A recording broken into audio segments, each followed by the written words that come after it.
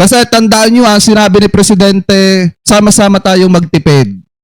Ibig sabihin, yung kung hindi naman ginagamit yung kuryente, mga kababayan, talagang patayin sa madalit salita. Kung hindi mo naman ginagamit yung kuryente, paalis ka ng bahay, much better, hugutin mo yung mga saksak doon sa bahay mo. Ngayon naman mga kababayan, kung wala ka namang pupuntahan na importante, much better, wag ka nang umalis ng bahay. Sa madalit salita, magtipid. Mga kababayan, at iwasan na yung patravel-travel katulad ng ginagawa ni Sara Duterte. So ngayon, ganito po mga kababayan, ang naging pahayag ni Vice President Sara Duterte. Kasi ang pinag-uusapan natin dito, pagtitipid mga kababayan, para kahit papaano, makatulong tayo sa pamahalaan. So ito, apply po natin. Assalamualaikum warahmatullahi wabarakatuh. Madayaw, umayong adlaw kaninyong tanan. Magandang araw sa inyo lahat. Marami sa atin ang nag-aalala. Patuloy ang pagtaas ng presyo ng mga pangunahing bilihin at kasabay ng pagtaas ng presyo ng langis, mas matindi ang magiging hirap. Binibilang ng mga magulang ang bawat piso at marami sa atin ang nag-aalala sa susunod na mangyayari. Nais kong ipaalam sa inyo, hindi kayo nag-iisa. Bakit? Tayong lahat ay dadaan sa paghihirap na ito. Dyan pa lang, kaplastika na po yan mga kababayan. Tayo, maghihirap tayo. Tayo, makakaranas tayo mga kababayan ng matinding hirap sa totoo lang. Pero, sabi ko nga po sa inyo mga kababayan, ang lahat ng bagay ay magiging madali kung masuunahin mo yung pagtatrabaho kaysa tumunganga at bumati ko sa gobyerno. Ngayon naman mga kababayan, aminin natin or hindi, or aminin man nila or hindi mga kababayan, alam naman natin na malabong makaranas ng hirap. Etong si Sara Duterte sa dami ng pera na nakulimbat po niya, allegedly. So ngayon, ituloy pa natin. Nararamdaman natin lahat ang bigat ng pagtaas ng presyo, lalo na ng pagkain. Ngunit meron pa tayong magagawa bilang mamamayan at isang komunidad. At lalong merong kailangan gawin ang pamahalaan. Para sa ating mga lokal na pamahalaan, marami sa mga non-essential na mga aktibidad na gumagamit ng langis ang pwedeng ipagbawal muna, tulad ng parada. Bakit hindi mo pagsabihan yung mga didisit na taga-suporta mo na maya't maya yung rally at parada para patalsikin ng presidente? O bakit hindi ka manawagan sa mga taga-suporta mo na didisit na puro rally ang iniisip para lang mapatalsik si PBBM? Di po ba mga kababayan, dapat ang una mong pinagsasabihan yung mga taga-suporta mo na halos buwan-buwan may protesta, may rally. Di ba may magaganap na rally sa March 11 mga kababayan? Pakitama na lamang po ko kung ako po ay mali. At yun daw po ay pagsuporta kay Digonggong. So ngayon mga kababayan, bakit hindi niya pagbawalan yon? Bakit hindi siya manawagan na itigil muna yung mga rally or mga kilos protesta nito pong kanyang mga taga-suporta para patalsikin ang kasalukuyang presidenteng nakaupo kung talagang may malasakit siya sa ating bansa. Ano po? Anyway, tuloy pa natin. Sa festival, bumuo ng komite para bantayan ang presyo ng bigas, mantika, pamasahe at iba pang pangunahing bilihin na apektado ng langis at bigyan ng maagang abiso ang mga mamimili at negosyante sa pagtaas ng presyo. Ang pinag-uusapan natin pagtitipid, pero ang panawagan niya, bumuo daw po ng komite. Ano po, na magbabantay daw po sa pagtaas ng presyo ng pagkain at langis mga kababayan. Di pag-aaksaya pa rin ng pera ng mga kababayang Pilipino po natin. Alam nyo mga kababayan, mas maganda pa yung panawagan ni Presidente. Diba? Ano yung sinabi ni Presidente? Kung hindi naman kailangan, kung hindi naman mahalaga yung mga pupuntahan, iwasan mo na yung travel-travel. At alam natin kung sino yung pinakatinamaan doon mga kababayan. At maliwanag din naman ang sinabi ng Presidente na ito ay malalampasan natin. Kasi sa totoo lang mga kababayan, hindi naman na ito bago.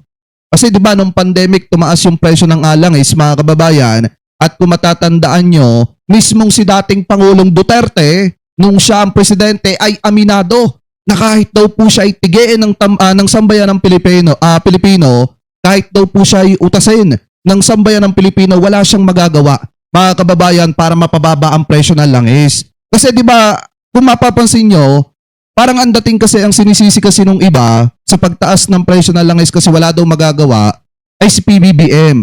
Pero wag po natin kakalimutan ito mga kababayan. Ito 7 years ago, sabi dito ni dating Pangulong Duterte, kahit utasin nyo pa ako, walang magagawa kapag ka nagmahal ang langis. Ito, play natin.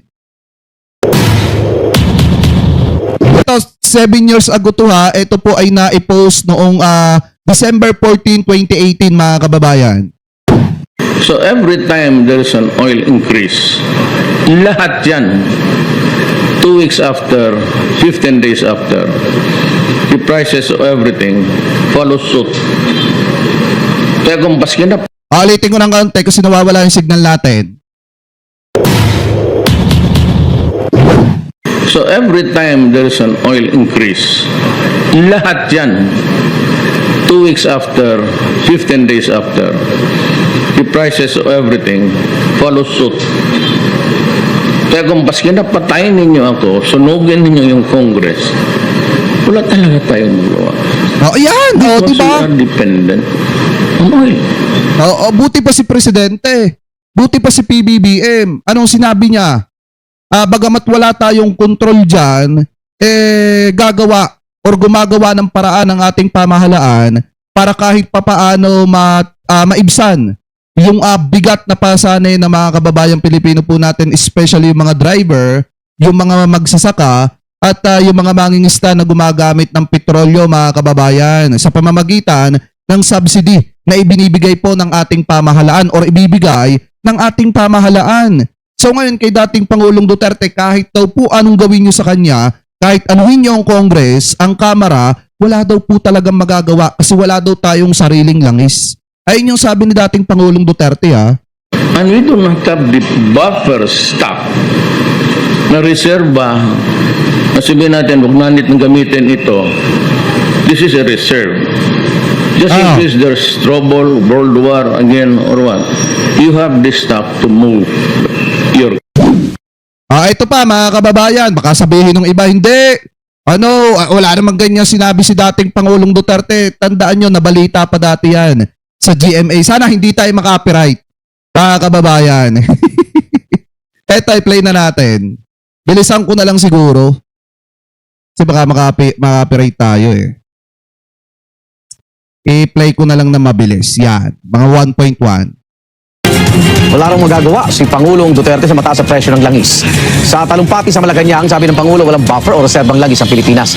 Lalo pang-araw-lala ang sitwasyon dahil sa iringan ng Amerika at Iran sa Middle East. At kapag Ayan o.